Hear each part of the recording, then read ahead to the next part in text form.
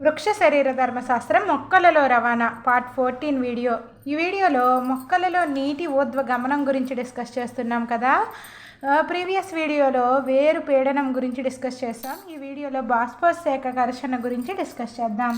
మొక్కలలో గుండె పరిసంచారక వ్యవస్థలు లోపించినప్పటికీ దారువు ద్వారా నీరు గంటకి 15 మీటర్ల వేగంతో మొక్కల వాయుగత భాగాలకు ఊర్ధ్వముఖంగా రవాణా చెందుతుంది. మొక్కలలో గుండె పరిసంచారక వ్యవస్థలు ఏమీ లేవు, కానీ దారువు ద్వారా నీరు గంటకి 15 మీటర్ల వేగంతో మొక్కల వాయుగత భాగాలకి ఊర్ధ్వముఖంగా అంటే పైవైపుగా రవాణా చెందుతుంది. చాలా కాలంగా వినిపిస్తున్న ప్రశ్న ఏమిటంటే, నీరు ఊర్ధ్వ భాగాలకి తోయబడుతుందా లేదా లాగబడుతుందన్నమాట. అనేక మంది పరిశోధకులు పత్రాలలో బాష్పోత్సేకం జరగడం వలన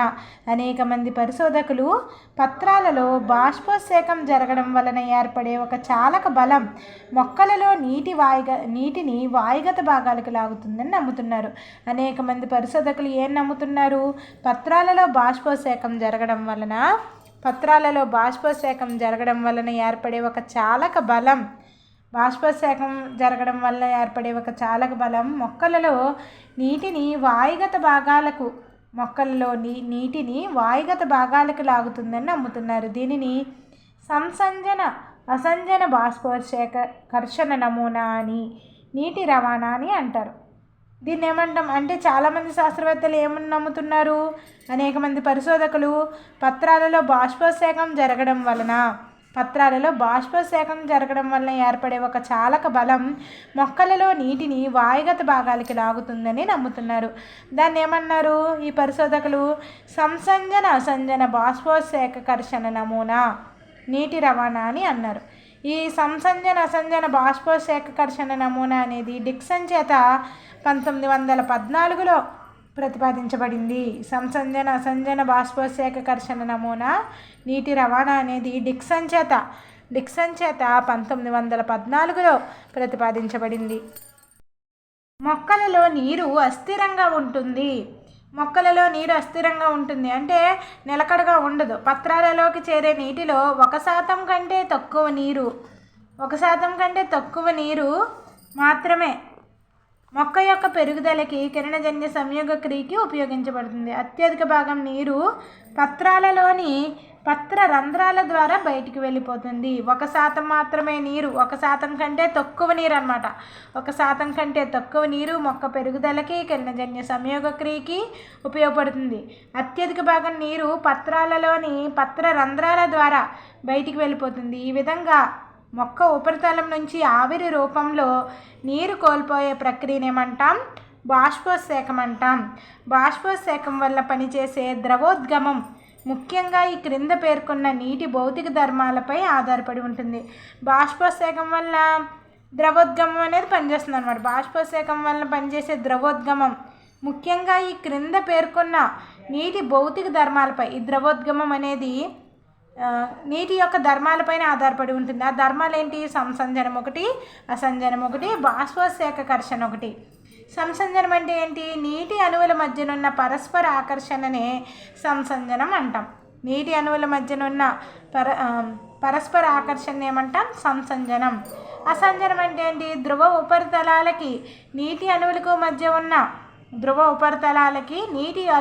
మధ్య ఉన్న ఆకర్షణను అసంజనం అంటాం. దారు కణాలు, ఉపరితలాలు వంటివి. బాష్పోత్సేక ఘర్షణ నీటిని పైకి తోయగల తోపుడు బలమే బాష్పోత్సేక ఘర్షణ. ఈ ధర్మాలు నీటిని అధిక తన్యతా బలాన్ని, అధిక కేశికా బలాన్ని కల్పిస్తాయి. ఈ బాష్పోత్సేక ఘర్షణ అంటే ఏంటి? నీటిని పైకి తోయగల తోపుడు బలం అన్నమాట. పైకి తోయగల తోపుడు బలాన్ని ఏమంటాం? బాష్పోత్సేక ఘర్షణ అంటాం. ఈ ధర్మాలు, ఈ సంసంజనం, అసంజనం, బాష్పోత్సేక ఘర్షణ, ఈ ధర్మాలు ఏం చేస్తాయి? నీటికి అధిక తన్యతా బలాన్ని, అదేవిధంగా అధిక కేశికా బలాన్ని ఇస్తాయి. తన్యతా బలం అంటే ఏంటి? తన్యతా బలం అంటే కర్షణ బలాన్ని ఎదుర్కొనే సామర్థ్యం అన్నమాట. తన్యతా బలం అంటే కర్షణ బలాన్ని ఎదుర్కొనే సామర్థ్యం. కేశిక బలం అంటే ఏంటి? సన్నని కేశికలో ఉద్గమించే సామర్థ్యాన్ని కల్పిస్తాయి. ఈ మూడు బలాలు నీటి యొక్క భౌతిక ధర్మాలు అనుకున్నాం కదా, సంసంజనం, అసంజనం, బాష్పోత్సర్షణ. ఈ మూడు బలాలు నీటికి అధిక తన్యతా బలాన్ని, అదేవిధంగా కేశికా బలాన్ని కల్పిస్తాయి. మొక్కలలో దారు మూలకాలు అంటే దారు కణాలు, దారు నాళాలు. మొక్కల్లో దారు మూలకాలు అంటే ఏంటి? దారు కణాలు, దారు నాళాలు అతి సన్నని అవకాశక కలిగి కేశక నాళికల వలె పనిచేసి నీటిని కేశికా బలంతో లాగుతాయి. మొక్కలలో దారు మూలకాలు అంటే ఏంటి? దారు కణాలు, దారు నాళాలు. ఇవి ఏం చేస్తాయి? అతి సన్నని అవకాశక కలిగి, అంటే స్ట్రా లాగా అనమాట. కేశ నాళిక వలె మనం స్ట్రా ఎలా తాగుతాం అలాగా అతి సన్నని అవకాశకని కలిగి, అంటే సన్నని దారం లాంటి నిర్మాణాన్ని కలిగి, అవకాశకని కలిగి కేశక నాళిక వలె పనిచేసి నీటిని కేశికా బలంతో దారు మూలకాలు, దారు కణాలు, దారు నాళాలు పైకి లాగుతూ ఉంటాయి. నెక్స్ట్, కిరణజన్య సంయోగ క్రియకి నీరు ఆవశ్యకం.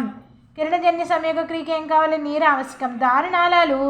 దారునాళాల వ్యవస్థ వేరు నుంచి పత్రాలలోని ఈనెలకు కావలసిన నీటిని సరఫరా చేస్తుంది. దారునాళాల వ్యవస్థ, దారునాళాల్లోకి ఏమొస్తుంది అనుకున్నాం మనం ప్రీవియస్ వీడియోలో? నీరు అనేది వస్తుంది అనుకున్నాం కదా.